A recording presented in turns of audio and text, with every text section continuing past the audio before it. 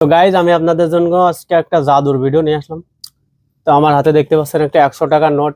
এটা দিয়ে কিন্তু এখন একটা ম্যাজিক দেখানো হবে, ম্যাজিক। আসল কথা হচ্ছে, আমি একটু আগে একটা বিকাশের দোকান থেকে 600 টাকা ক্যাশ আউট করছিলাম। তো দোকানদার আমাকে 500 টাকার একটা নোট দিয়েছে এবং সাথে এই 100 টাকার নোটটা দিয়েছে।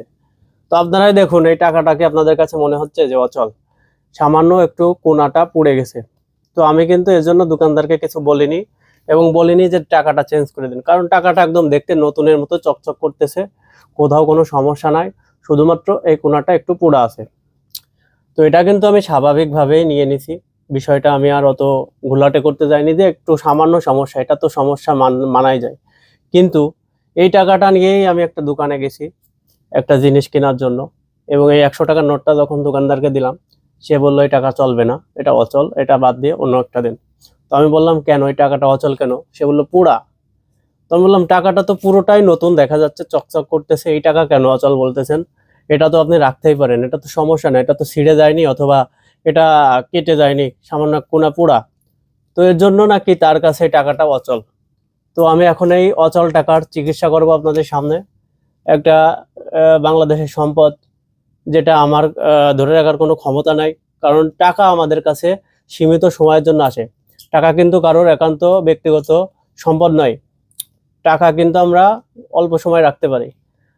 তো এই টাকাটা আমার কাছ থেকে পরবর্তী কোনো মানুষের কাছে যাবে, এজন্য এটাকে চিকিৎসা করতে হবে।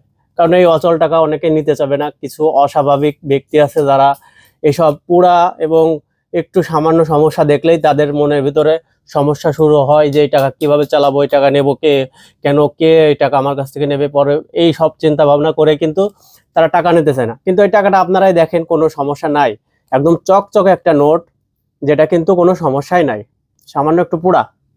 তো সমস্যা নাই, আমি ওই সব অস্বাভাবিক ব্যক্তিদের জন্য চিকিৎসা জানি।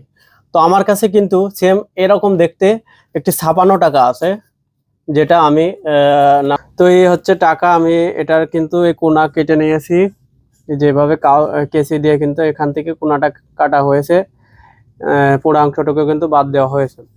এখন কিন্তু আমি একটা কাজ করব, এই যে ছাপানো যে অংশটা আছে 56 টাকার ঠিক এই অংশ থেকেই আমি এখানে জয়েন দেবো, ঠিক আছে? তো এই জন্য কিন্তু আমি এই যে মাপ দিয়ে নিচ্ছি, কিভাবে কতটুকু লাগবে, যতটুকু অংশ আমার লাগবে ঠিক ততটুকু রেখে বাকি অংশ আমি কেটে ফেলাবো এখান থেকে। তো এই যে আমি এখন এই 56 টাকাটা কিন্তু এখানে জয়েন দেবো, এই জন্য কিন্তু আমি এটাকে আগে কেটে নেব, ঠিক আছে? তো আমি এই যে এখান থেকে কেচি দিয়ে 56 টাকাটার কিছু অংশ কেটে নিলাম, ঠিক আছে? এখন কিন্তু আমি এটাকে জয়েন দেবো এখানে, যাতে ওইসব অস্বাভাবিক ব্যক্তিগুলা বুঝতে পারে যে টাকাটা ঠিক আছে, কারণ ওদের মনের ভেতর তো শয়তানি থাকে, তাই ওরা নিতে চায় না। তো আমি এখানে কিন্তু এর জন্য একটা আঠা ইউজ করব, আপনাদের কাছে যে আঠা থাকে সেই আঠা আপনারা ইউজ করতে পারেন। তো এখন আমার কাছে কোনো আঠা নাই, এজন্য আমি কিন্তু একটা ভাত নিয়ে এখানে ডলা দেব। এই যে এটা ভাত, ভাতের আঠা দিয়েও কিন্তু এটা ঠিক করা সম্ভব। তো আমরা এখানে একটা ভাতের আঠা ডলা দিয়ে নিচ্ছি, এবং এরপর কিন্তু আমি এখানে ভাতের আঠা দেওয়ার পরে কিন্তু এখানে টাকাটা এই কাটা অংশটুকু লাগিয়ে দেবো, ঠিক আছে? এই যে এভাবে লাগিয়ে দেবেন আপনারা যদি এভাবে ঠিক করতে চান। তো আমি কিন্তু এখন এটাকে সুন্দর করে মাপে মাপে মিলিয়ে লাগিয়ে দেবো, ঠিক আছে? তাহলে কিন্তু টাকাটা ঠিক হয়ে যাবে। এই যে ভাতের আঠা দিয়ে আটালে কিন্তু এটা এঁটে যাবে। এই যে এটা বোঝারই উপায় থাকবে না যে এটা আসলে জয়েন দেওয়া। এখন কিন্তু টাকাটা সুস্থ হয়ে যাবে। এই যে, তো গাইজ এই যে আমরা আটানোর পরে কিন্তু টাকাটা এরকম লুক চলে আসছে, ঠিক আছে? এই যে এরকম হয়ে গেছে। তো আমরা কিন্তু এর জন্য এই যে 56 টাকাটার এই অংশটা কেটে নিয়েই কিন্তু এখানে জয়েন দিছি, এখন কিন্তু টাকাটা এরকম হয়ে গেছে। তো আপনাদের কাছেও যদি এরকম কোনো অস্বাভাবিক ছেঁড়া ফাটা টাকা থাকে, তাহলে কিন্তু আপনারা চাইলে এভাবে একটা 56 টাকা থেকে টাকার অংশ কেটে নিয়ে এভাবে ঠিক করে নিতে পারবেন। তো আমি টাকাটা একটা দোকানদারকে দেওয়ার পরে কিন্তু সে নিতে চাচ্ছিল না। যাই হোক, টাকাটা কিন্তু এখন সুস্থ হয়ে গেছে এবং দেখতে নতুন আবার আগের মতোই লাগতেছে। তো ধন্যবাদ সবাইকে ভিডিওটা মনোযোগ সহকারে দেখার জন্য।